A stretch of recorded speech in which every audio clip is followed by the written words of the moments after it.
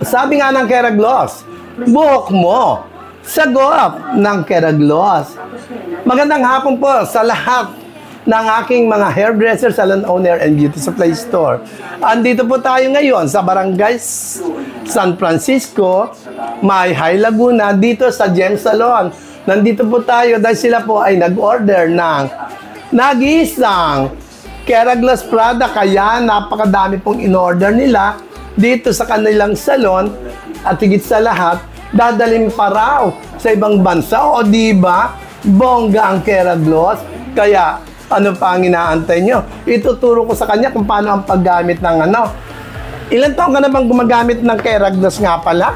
Mula 6 na taon na mula nagsimula ang Keraglos. Oo. Talaga? O, naka-6 na nga ang taon na ang Keraglos. Ngayon, anong una mo lang ginagamit? Brazilian lang. Brazilian muna, nung labas. O, ngayon, yun. ano ba ang bago ay protein. Yan ang gusto namin subukan. Kaya ka umorder ngayon ng ganito. Balita namin maganda ang product ng Keraglos Protein. At saka itong in-order yung Keraglos Hair Protect Balancer. Yung di ba? Yan yung mga bagong labas. Kasi itong hair protein, ang paggamit naman nito ay ganito. Ang step by step, ang number 1, shampooin mo muna siya ng ordinary shampoo ang buhok. Pagkatapos, ang gagawin mo, patutuyo mo lang ng blower na hangin lamang ang kahit 99% kahit tuyo na ang buhok pag in-apply ito. Kasi itong gamot ng Keraglos Hair Protein ay itong Keraglos Hair Straightening Band Protein, wala na itong formaldehyde. Ano lang ito, yung halaman na nilagay dito. Kaya, herbal siya. Parang katakot-takot na gamitin sa buntis, sa bata, pwedeng gamitin ang Keraglos Straightening Band Protein. Yan ang gagawin mo. Sa shampooin mo muna, patutuyuin mo siya pagkatapos ng tuyo, talaga 99%. Tapos i-section mo si buhok bago mo i-apply mo siya ng section by section.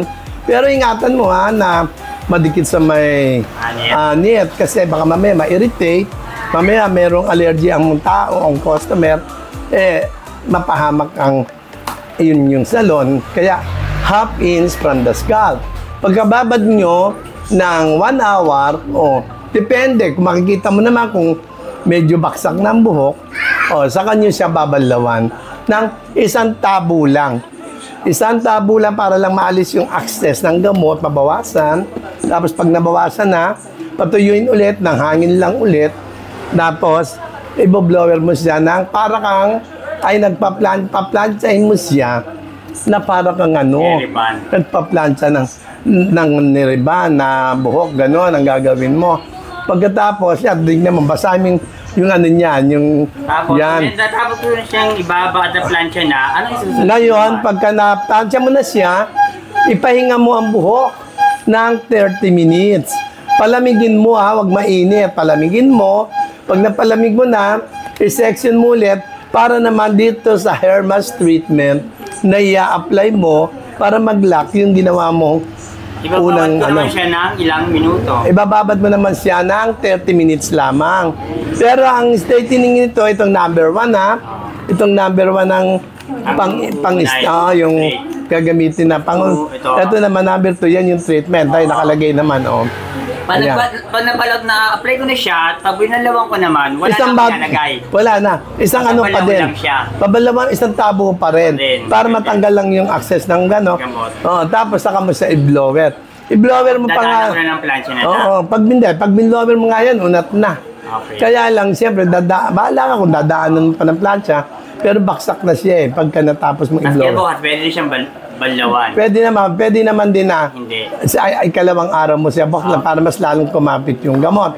Yan, ito yung straightening band protein. Number 1 ito, number 1, pang-unat ito. Ito naman balancer mo, kung paano naman yung proseso nito. Yan. Sa balancer naman, ganito naman ang gagawin mo dito. Sa mga dry at mga patay ng buhok. Hindi. Una, ginagamit talaga ito panghalo sa mga ire-reban mo na may kulay ang buhok. Diba? Pag nga mayroong kulay ang buhok, ang gagawin mo ire-reban mo. Kaya takot ka. Dahil baka maputol. Pero ngayon, hindi na. Kasi, pag may kulay ang buhok, yung gamot, pwede mong ihalo, pwede mo rin ipahid dito sa buhok. Ibabad mo lang ng mga 10 minutes bago mo i-apply si pang-reban, hindi siya madadamage. Pero mas maganda kung i-mix mo lang siya sa gamot. Okay. Para yan, kasi ito nga, ayun naman ang direksyon. Okay. I-mix mo siya, tapos haluin mo mabuti, i-apply mo doon sa buhok na may kulay. Depende. Pagka-bleach, medyo parang di mo rin, wag mo rin ganong ibababad ng matagal kasi pisan baka mag-react. Pero sa bleach, pwede siya i-direct ako to. Sa bleach, ganun din. Pag nagtimpla ka ng pang-bleach, yung kinulayan ng bleach, pwede siya. Pwede siya. O, papatakan mo lang siya. Papatakan mo mga 5 patak lang yung gamot. Ihahalo mo nga sa gamot ng pang-bleach bago mo i-apply. Kung dati nga ang dulo na parang nadudurog, this time wala kang madudurog kasi kinokontra nga niya lahat yung mga damage ng masisirang buhok. I-mix siya. Tapos, halimbawa naman, dry na ang buhok. Parang sa tingin mo, wala nang pag-asa kahit lagyan pa ng mga treatment. Huwag mo na siyang gagamitan ng Brazilian. Pwede mo siyang gamitin na parang hair botox. Dahil bubuhayin niya talaga ang buhok. Maganda itong balancer hair protect ng Keragloss. Ayan, nakikita mo ba yan? Kaya, just go upgraded kayo sa mga gamot ng Keragloss. Keragloss na yung buhok. Yan. Kaya, eto, mas maganda to lalo na pagka na ginamit sa mga ASEAN country kung dadalhin nga dadalhin sa Canada. Di ba? Dadalhin daw sa Canada pala itong gamot natin. Kaya nako. Ganun kasi siya kaganda. Thank you. Sa Canada, sa aming branch, sa main mismo namin, dadalhin siya. Di ba? Kaya, MJ, thank you very much sa patuloy na pagtangkilik ng nag-iisang Keragloss product. Pakisabi mo rin kay kung sinong kay Bossing.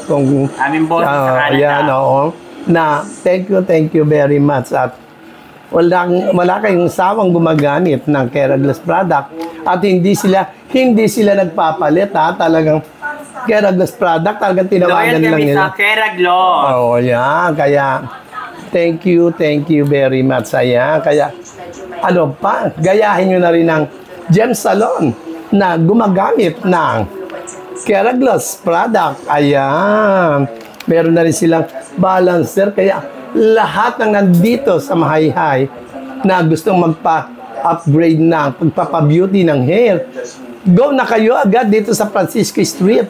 Dito yan sa Gem Salon. At available na sa kanila ang mga bagong labas ng Keragloss product. Ayan, updated sila. Hindi nagpapahuli. Di ba, MJ? Ayan, kaya bibigyan ko rin kayo ng poster ng Keragloss. Ayan. Diba?